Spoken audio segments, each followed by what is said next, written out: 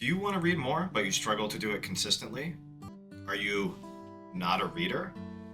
Are you a reader, but you want to up your reading game and do more? Well, today I'm going to talk about some things that have helped me do all of this and share my experience, which will hopefully be helpful to you. I'm Petey D, aka Pete Dempsey. This is my podcast, Talk to Me, Petey D, where I talk about people management, productivity, leadership, and increasingly AI's influence on our daily lives. So today is episode 21. We're going to talk about my lessons from reading 60 books in 2024. So here we go. Hopefully these insights are helpful for you. So first of all, I want to talk about the why. Why would I set this goal for myself, and what was I hoping to get out of it? I've really found a strong connection with reading and developing myself professionally and as a person. A number of years ago, before I was a manager and working in organizational life, um, I was sort of exposed to that initially, but kind of from an outside role. And I really wanted to get to know more about it and explore. So I started reading books by various leaders or influencers in the area, Simon Sinek, Richard Branson, a number of different people. And it just drew me in and made me really curious and helped me build kind of an interest and also start to establish my skills and my philosophy so that a little bit down the road, which was a couple of years later when I had some opportunities, I had prepared and thought about it. And as my journey in my career and my life has continued, I've just found it more and more valuable to read books and to sort of get into the minds of the greatest in the business and just different people and different experiences. It's helped me tremendously, both professionally and personally, expanding the ideas that I think about and trying to understand different experiences and different people. So if that sounds good to you, then I encourage you to read or to read more. Um, I've been reading for a while, the different periods where it's been kind of up and down. First had young kids, wasn't reading a whole lot, wasn't sleeping a whole lot. But fortunately, things have settled down and I've been able to build up that practice more and more. In the year prior, 2023, I think read somewhere around 40 books. I'm not sure exactly what it was. So I had a pretty good baseline, knew what I was capable of, and then I wanted to push myself a little bit more. And one of the reasons that I wanted to do that is right at the beginning of 2024, or maybe it was the end of 2023, I don't remember exactly. The Washington Post put out a graph and they showed the distribution of books read by adults in the United States. And it was around half of the adults in the US hadn't read a single book in 2023. And I was like, well, that's pretty terrible. I'd like to do what I can to change that and to encourage others to move up at least, one bracket. Say you've read no books, do one the next year. That's going to make a significant difference for you. So looking at, what that next bracket was for me, kind of where I had been reading as a baseline, around 4 books a month or so. So I figured, hey, let me try and push it a little bit to five. That'll give me 60. And that's sort of how I came up with that goal, both to push myself and also to give me something to talk about and hopefully inspire others to do a little bit more reading.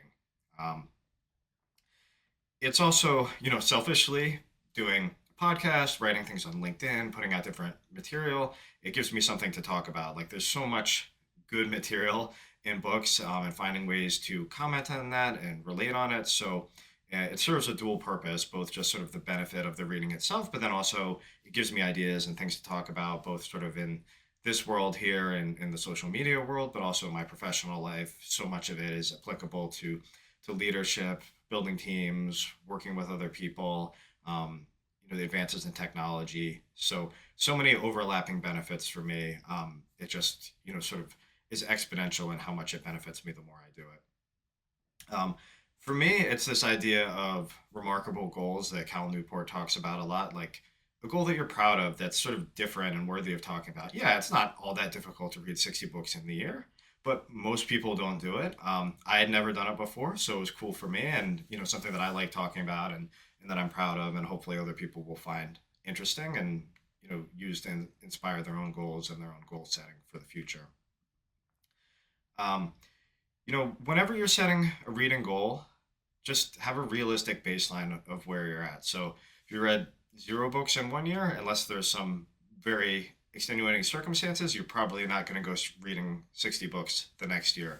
So build up, make a baseline, have goals that push yourself beyond what you've done before, if that's what you want to do, but also make it, incrementally advancing from where you are. Don't try and do too much too soon.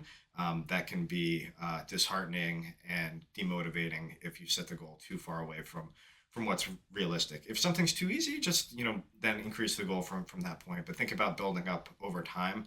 Don't try to do it all at once. I mean, this is the same with any type of goal, whether it's a fitness goal or anything else. You have to have a realistic sense of where you are before you try and get better.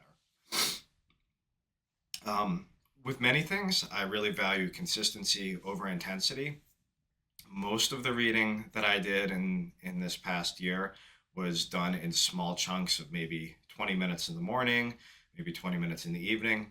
Tried to do it most days, but not every day. And a really good technique that I like, especially if you're kind of earlier on in building up your reading ability or what I like to call a reading practice, is that you use interval training or interval reading, where you set a timer and then now it's not based on your own motivation. And starting off, this could be like, all right, I'm going to read for 10 minutes in the morning. I'm going to do that for 5 days or a week or something like that, maybe 2 weeks. And then, okay, now I can do it. And then you start building up from that. Maybe you do 10 minutes in the morning and 10 minutes in the evening, and then increase your time and things like that. And you'd really be surprised at how much you can accomplish just doing that. The vast majority of my reading this past year was done that way. Let's see. Always have a book with you. And one of the things that you can think about if you find yourself going to your cell phone, let's say you're waiting an appointment, you're dropping off a kid or doing something, and you're just kind of scrolling aimlessly on your phone, checking email, that sort of thing. Remind yourself that if you had a book there, you could get some reading done. And again, if you're doing these small interval readings, even just 10 minutes or 5 minutes while you're waiting to get into an appointment, you'd be surprised at how much that adds up over time. So that's really something that I've tried to do. Um, this past year, I did all paper books or print books for a variety of reasons. You could do digital ones. I have experimented with that in the past. Having digital books on my phone or on a tablet. There's some things that are good about that because you probably have it with you, but there are other things that I find personally as negatives about it. So experiment, see what works for you there. As you sort of start upping your game past the basic level and you're trying to do more than one book a month or something like that, I really found it was useful to be reading multiple books at the same time. I started with two, and now I'm usually doing three, sometimes four, just because, like anything else, right, you can get bored with one thing, even if it's a book that I really like. Sometimes there's only so much I want to read on a topic, or maybe I'll have a more serious book and a more fun, funny book. Um, so I can bounce back and forth between the two when I get tired of one or the other. And I find that in the net, I end up reading more because I have things that are keeping me more occupied and more interesting, right? If you're watching a show, maybe you'll binge watch one show all at once, and you can do the same with a book, but a lot of times we're watching different things at different times. So I really found that was helpful as I started to push the amount that I was reading every month beyond just one or two books. Now, for the most part, like I said, this was interval reading, small periods of time, doing that consistently. But at the same time, you can really take advantage of longer periods, like if you have a long trip. For me, like if I'm taking, a multiple hour airplane flight, that is an awesome time to knock out a big chunk of reading. Now it depends, like if you have young kids, you have to keep an eye on that sort of thing. But if you're by yourself, your kids are older, or you don't have other people to worry about, um, this is a really great way to accomplish something while you're traveling. And then I also sort of find it internally motivating, right? Not that you're judging other people, but if you're there cranking away on a book, investing in yourself, and you see other people sort of quote unquote wasting your time, it can kind of feel inspiring, and that you're willing to put in some work and some effort and to grow yourself in ways that other people might not. So I think that's a cool thing to do. Other times, like let's say you have a longer weekend away, you're getting some time to relax, maybe with a significant other, or even going away with some friends, like you're probably going to have some periods of downtime, have a book with you, knock out some time then. I found that really helpful. A couple other things, like anything that you can build in with goals and motivation, I find really helpful. So one of the advantages that I liked about reading print books is that it was a physical record of the progress that I made. So I stacked the books up in kind of a reading shelf area where I saw them a lot. As I was reading them throughout the month, I would kind of put the books for that month that I'd finish in a separate section. So it was a daily or multiple times daily reminder, sort of what my goal was and how it was important and what progress I had made and what I still had to do. So any way that you can do that to kind of demonstrate, how far you've come and what you're working on to remind you of your commitment to that goal, I think is really useful and helpful.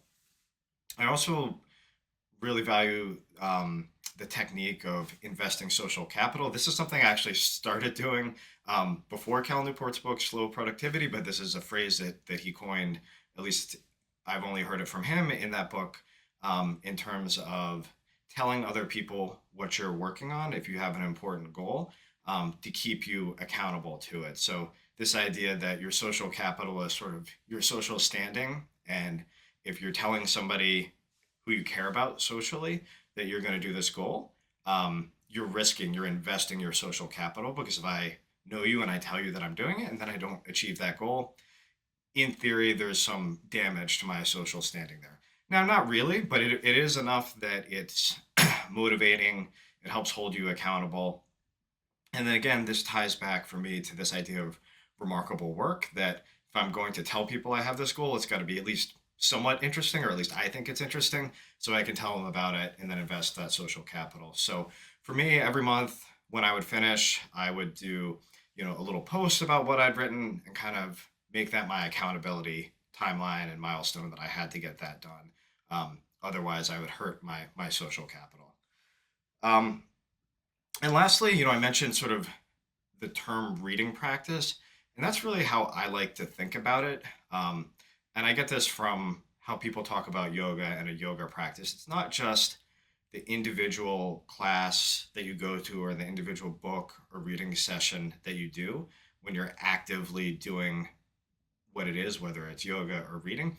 It's this concept that this is a practice, that this is something that's continuous and important in your life. And it's not just these one off instances where you're actively engaged in it. It's something bigger than that. And it's something individual to you and how you approach it and how you do these things. So that's very much how I think about reading in my life is that it is a practice and it's a part of me and my values and what makes me who I am, as opposed to just going out and reading these individual books and trying to extract some knowledge from it. So that's a lot. That's a little bit around the how and the why of what I did there. So some pros and cons. So lots of great things, and I would definitely recommend it. But some things to think about that maybe were more negative, or that this process took away from. I would say I was a bit selective in my reading because I knew everything I read, I wanted to talk about. I wanted to tie into some of the themes that I talk about, management, leadership, technology, productivity, all of those things. So that influenced my choice of reading. And there may have been things that were relevant to me that I didn't want to share publicly that I didn't get to reading during that period. So that's something that I would say is a caveat there. Yeah, I could have just read more, but when you're trying to push yourself at the the limit of reading, that's not always easy to do. So that's one. There is some additional stress with this investing of a social capital and telling people you're going to uh, achieve this remarkable goal. So yeah, not a lot of stress, but just bear that in mind of sort of the environment that you're in your life and how much stress you're facing. That if you're pushing yourself to a goal that is beyond what you've done before and you're telling other people about it, you're going to feel some accountability and some stress about that. That's a good thing in many ways because it's going to push you to do more than you would otherwise. But you have to have enough recovery and balance in your life that you can handle a little bit more stress. Um, Next is this, grinding it out. Now, for the most part, I was very consistent. I did it in these smaller increments. Sometimes I got to enjoy longer periods of reading. But at the same time, there were some times when I just had to grind through big books. I remember on a summer vacation reading about the history of railroads and management, and just reading a couple hundred pages there. some longer ones on planes. So yeah, with anything hard that you're pushing yourself, there's always going to be some times where it's not easy, and maybe you have to do something that you don't really want to do in that moment to achieve the goal. So you may run into some grinding depending on how your schedule goes and how what you choose to read. Um, and that sort of leads into the next one, which was kind of like I mentioned the others, but sometimes you could be tempted to game the system a little bit. Maybe I'll pick a little bit shorter, a little bit easier book early on in the month, or just in general if I need to finish it out and get to the total count that I had. Again, something that I probably did a little bit, but just to be aware of. I don't think it's that big of a deal. Um, and the last one, whenever you're investing in yourself or dedicating time to things, um, other people who want your time may be a little bit annoyed. There are probably times where my family was a little bit annoyed with me focusing on reading as opposed to maybe doing something else. Again, not a huge deal. They knew what I was up to, but at the same time, just something to be aware of. Um, you have to prioritize yourself, and when you do that, you're going to be there to be a better person for your family, for your work, for your life, for all those different things. But you may annoy some people in the moment. So that's the cons. Nothing too major there, but I do think it's important to share those and be aware of them. Now the pros. Lots of benefits from doing this. I would not have read this many books had I not set this goal, had I not shared it publicly, repeatedly, and talked about it. I absolutely not wouldn't have read this much. So that was really cool. Like it really worked. I read more than I ever have in a given year, and there were lots of benefits from that for me personally. And I know I've talked to some other people who have read some or read more because of it, and that's very rewarding. Hopefully, that'll be you after seeing this or thinking more about your reading practice. So it's absolutely been worthwhile to go through, some of those minor stresses and pushing myself a little bit there. Um, I really found that I got to be a better reader, and as I read more, I was able to read more and to absorb it more quickly. And just realizing, some people think, well, I'm just not a reader, or I don't have this skill. Well, yeah, it's like anything. You have to practice it, you have to do it, you'll get better at it over time. You just have to put in the practice and put in the time. So even though I read a decent amount the year before, I definitely think I got better as a reader skill wise this year than I was previously. It was a great way to connect with people. As a people manager, just working in organizational life, I think it's really important to get to know people individually, what their values are, what they care about, trying to understand their backgrounds, what their motivations are. Books are a great way to do that. You meet with somebody, you're getting to know them, ask them for a book recommendation, ask them something that they like to read, or something that shares the story of where they're from and helps you understand them. And likewise, you can give recommendations that tell them about yourself and what you value. And then for me, being able to talk about these different books and my reflections on them, I hope allows people to get to know a bit more about me, my leadership style, my values, and all that sort of thing.